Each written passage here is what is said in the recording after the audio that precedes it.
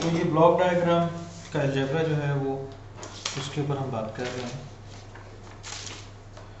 जी। Block diagram मतलब मकसद क्या है हमारा? हमारा मकसद ये है कि हमें इक्वेशन से थोड़ी सी मतलब उससे बचत हो जाए, हमें इक्वेशंस ना यूज़ करनी पड़े। नुकसान क्या है इक्वेशंस का? ज़ाहिर है कि बाद में अगर ये ज़्यादा क्या कहते हैं लंबा कोई ज़्यादा बड़ी ब्लॉक डायग्राम होगी तो ज़ाहिर है इक्वेशंस बहुत ज़्यादा बढ़ जाती हैं। उस चीज़ से बचने के लिए हम चाहते हैं कि हम उसको ब्लॉक डायग्राम में ही हैंडल कर लें। तो उसके लिए कुछ ब्लॉक डायग्राम का अलजेब्रा है, कुछ रूल्स हैं, वो आप लोगों से मैं शेयर कर रहा हूँ। इसको हम ब्लॉक डायग्राम अलजेब्रा या रिडक्शन रूल भी कह सकते हैं। ठीक है कि रिडक्शन ब्लॉक डायग्राम की रिडक्शंस के रूल्स। ठीक है, ब्लॉक डायग्राम रिडक्शन या ब्लॉक डायग्राम अलजेब्रा। अब रिडक्शन का मतलब क्या है? मतलब रिडक्शन का मतलब ये है कि हम उसके स्टैंडर्ड फॉर्म में लिखना चाहते हैं। देखें एम हमारा क्लियर है कि वो हमने क्या करना है, C/R निकालना है। ठीक है, आगे चल के मैं एग्जांपल भी आप लोगों के साथ यहाँ पे शेयर करता हूँ, फिर हम बात करते हैं इसके ऊपर। ओके जी, तो सबसे पहला रूल है, ठीक है, इसको हम कैस्केडेड रूल का नाम देते हैं। अगर आपके पास दो ब्लॉक्स G1 और G2, बेशक वो फीड फॉरवर्ड में है या फीड बैक में है, लेकिन वो आपस में मतलब एक लाइन में लगे हुए, एक सीरीज़ में पड़े हुए, कैस्केडेड हैं। ठीक है, तो इनको हम क्या कर सकते हैं, इनको हम लिख सकते हैं एज व्हाट, G1 और G2 के प्रोडक्ट के तौर पर एक बॉक्स। ठीक है, we can write it as one box of G1 and G2। अच्छा, जो बॉटम लाइन है, जो बेसिक रूल है वो बड़ा क्लियर है। वो क्लियर क्या है?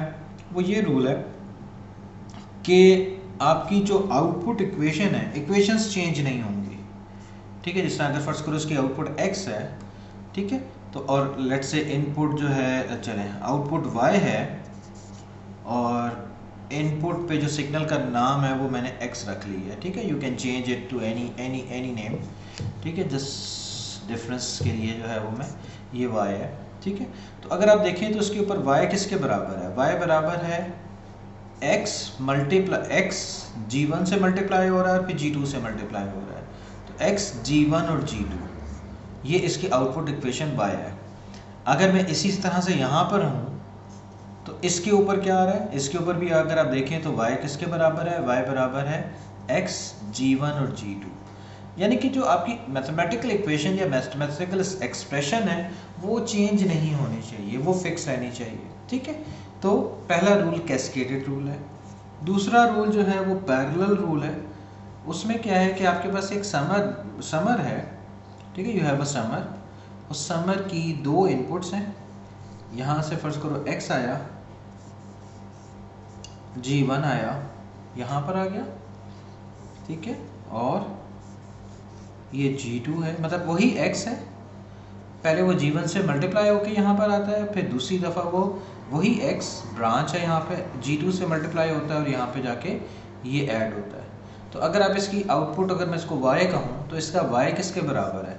इसका y बराबर है x G1 प्लस G2। इसमें दो ब्लॉक्स, दो ब्रांचेस पैरेलल हैं। ठीक है, इसीलिए इसको पैरेलल रूल का नाम दिया गया है। तो अगर आपने ये लिखना है तो यू कैन राइट इट बिल्कुल उसी तरह से जिस तरह पहले लिखा है, G1 प्लस G2, ये आउटपुट y बन गई इसकी, और अगर x, तो अभी भी देखें तो y जो है वो x G1 प्लस G2 है। ये सब कुछ हम क्यों कर रहे हैं? ताकि हम जो है वो अपनी ब्लॉक डायग्राम को कुछ इस तरह से मैनिपुलेट करें कि हम उसको स्टैंडर्डाइज कर सकें। आगे तरीके मैं बताऊंगा आपको स्टैंडर्डाइज करने के, वो बाद में हम चल के ऐड करते जाएंगे। अच्छा, रूल नंबर 3 अगर आप देखें, मतलब नंबरिंग आप बेशक ऊपर नीचे करके चेंज भी कर सकते हैं जैसे भी है। फर्स्ट करो कि आपके पास जो है वो एक x1 सिग्नल यहाँ पर है। ठीक है, ये प्लस है, और यहाँ से कोई और सिग्नल आ रहा है, ये x1 है, ये कोई और सिग्नल है जो कि x2 है। ठीक है, प्लस और ये प्लस माइनस। ठीक है, x1 x2 ये प्लस माइनस, मतलब प्लस है या माइनस है, दोनों हो गए, फ़र्क कोई नहीं पड़ेगा, लेकिन सिर्फ डिफरेंस के तौर पे हम ये मेंशन कर रहे हैं कि यहाँ पर ये x1 और x2 इस तरह से ऐड हो रहा है या सब्ट्रैक्ट हो रहा है, मल्टीप्लाई हो रहा है ये g से, और आउटपुट बन रही है इसकी y। ठीक हो गया। अगर आपने इसको रिड्यूस करना है तो अगर आप देखें तो ये समर जो है वो किससे, ट्रांसफर फंक्शन या ब्लॉक से पहले आ रहा है। कुछ केसेस में हमें ऐसी ज़रूरत पड़ेगी कि इस समर को उठा के मैं कहीं लेके जाना चाहता हूँ, मूव करना चाहता हूँ। अगर मैं मूव करूँगा तो माइंड एट हमारी इक्वेशन में कोई फ़र्क नहीं पड़ना चाहिए। इक्वेशन क्या है, अगर देखो y is equals to what, तो y is equals to x1 plus minus x2, ठीक है, x1 plus minus x2 multiply by g, ये y की इक्वेशन है। It should remain the same, ठीक है। आप देखते हैं इसको अगर आप देखें तो हम क्या कर सकते हैं जी, इस समर को अगर मैंने सब ब्लॉक से आगे लेके जाना है, ठीक है, ये g है, ये आपका x है, x1, ठीक है। इस समर को मैंने ऑल टुगेदर उठाया और कहाँ ले गया मैं, इस ब्लॉक के आगे ले गया मैं।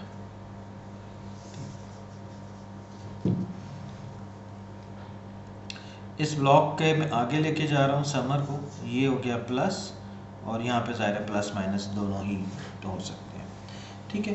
तो और x2 यहाँ से आ गया,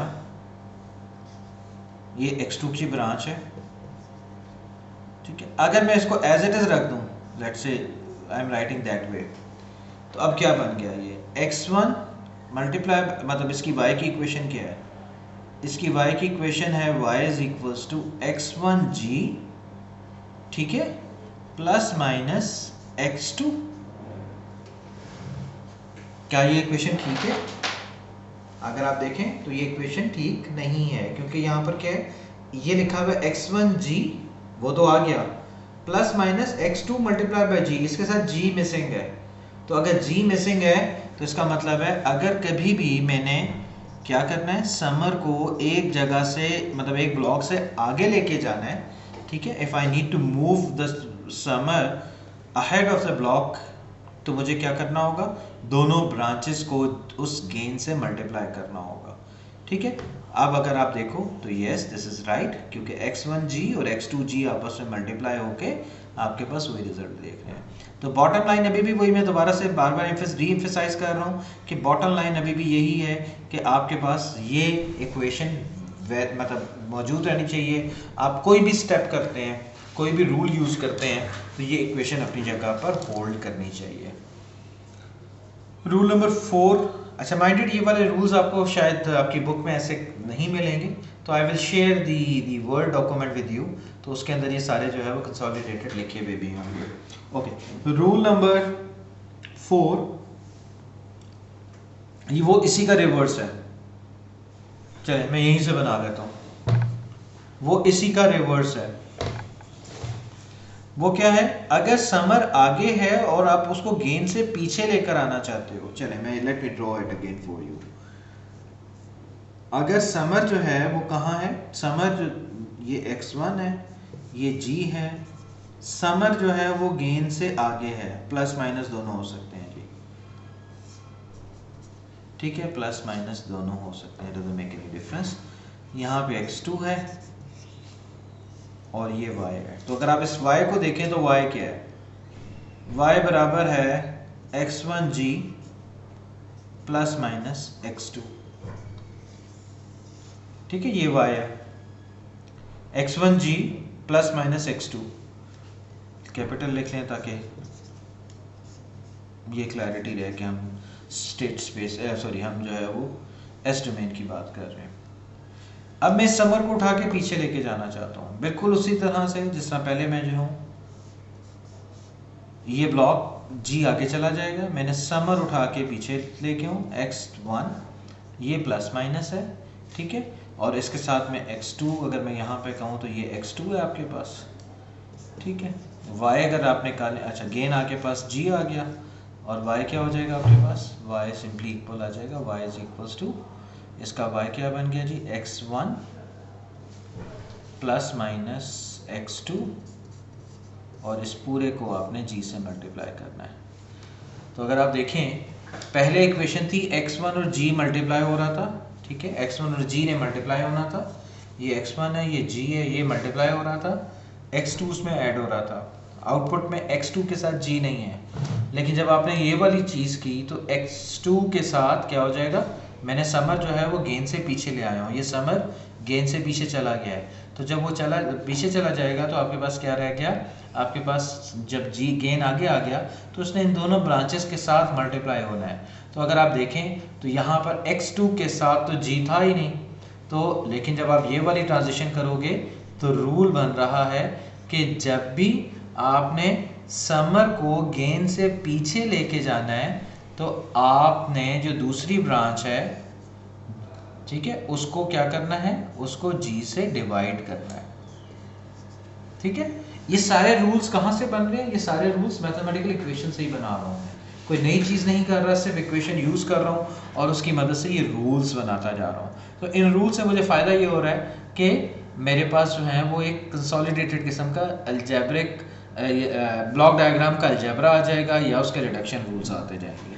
ठीक हो गया, यहाँ तक क्लियर होगी बात। ओके जी, रूल नंबर 5 कह लें, चलें जी 5 कह लेते हैं। रूल नंबर 5 है, अब ये अभी तो मैंने समर की बात की है, अब मैं बात कर रहा हूँ ब्रांच की या पिक ऑफ पॉइंट की। इसको हम पिक ऑफ पॉइंट कह सकते हैं या मतलब ब्रांच कह सकते हैं आप। ठीक है, x1 यहाँ से आया, ठीक है, गेन, और ये आपके पास y है। ठीक है, मैं चाहता हूँ यहाँ से एक x2 जो है वो ले जाऊँ आगे। ठीक है जी, मैं चाहता हूँ x2 आगे ले जाऊँ, ये x2 है, ये पिक ऑफ पॉइंट है, ये कहीं मूव कहीं पे भी जा रहा है, किसी भी इनपुट या किसी भी सिस्टम पे जा रहा है। मैं क्या चाहता हूँ, मैं इस पिक ऑफ पॉइंट को यहाँ से आगे लेके जाना चाहता हूँ। अगर इसकी y की बात करूँ तो y किसके बराबर है, इसमें y बराबर है x1 g के। ठीक है, और अगर मैं x2 की बात करूँ तो x2 किसके बराबर है, x1 के। मैं क्या चाहता हूँ, मैं ये वाला पिक ऑफ पॉइंट जो है वो g से आगे लेके जाना चाहता हूँ, गेन से आगे लेके जाना चाहता हूँ। ठीक है जी, इसको मैं अगर आगे ले जाता हूँ, ठीक है, ये g है आपका, ये x1 है। ठीक हो गया, मैं इसको आगे ले जाता हूँ पिक ऑफ पॉइंट को, तो ये आपका x2 हो गया। ठीक है, इसको मैं x2 कह रहा हूँ और ये आपका y है। तो y तो अगर देखें तो y अभी भी x1 g के बराबर है, देयर इज नो चेंज। ठीक है, y अभी भी x1 और g के बराबर है, y is equals to x1 g।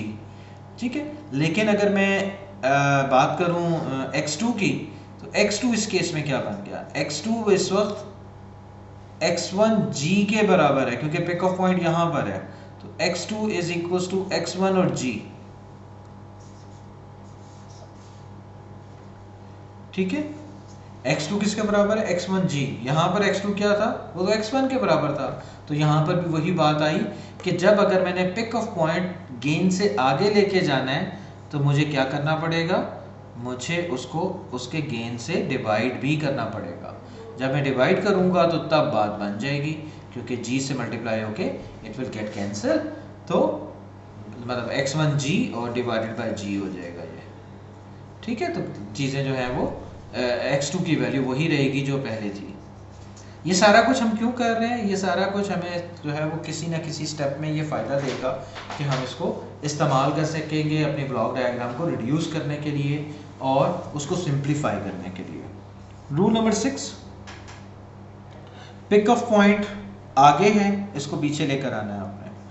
ठीक है, ये g है, ये आपका x1 है, यहाँ से आप पिक ऑफ पॉइंट ले रहे हैं जो कि x2 के बराबर है। ठीक है, सही है, और ये आपके पास आउटपुट है, तो आउटपुट अभी भी वही है x1 g के बराबर, लेकिन x2 किसके बराबर है, x2 भी x1 g के बराबर है। मैं चाहता हूँ इस पिक ऑफ पॉइंट को उठा के पीछे ले आऊँ। अगर इस पिक ऑफ पॉइंट को मैंने पीछे लेकर आना है तो लेकर आते हैं और देखते हैं कि क्या फ़र्क पड़ता है। तो ये g ब्लॉक हुआ, ये यहाँ से x1 इनपुट आ रही है और यहाँ से पिक ऑफ पॉइंट में पीछे ले आया, ये x2 हो गया। क्या ये x2 और ये y है, y अभी भी x1 g के बराबर है, लेकिन x2 आपके पास इस वक्त x1 के बराबर है। यहाँ पर x2 किसके बराबर था, x1 मल्टीप्लाई बाई g।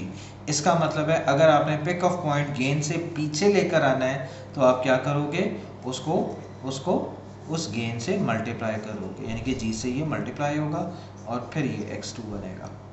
ठीक हो गया, तो मतलब रूल्स बड़े सिंपल और इजी हैं और बिल्कुल मतलब मैथमेटिक्स है, सिंपल इक्वेशंस हैं, लेकिन ये हमें जो है वो आगे चलकर जो है वो बहुत फ़ायदा देंगे। ठीक हो गया जी। अच्छा जी, रूल नंबर 7,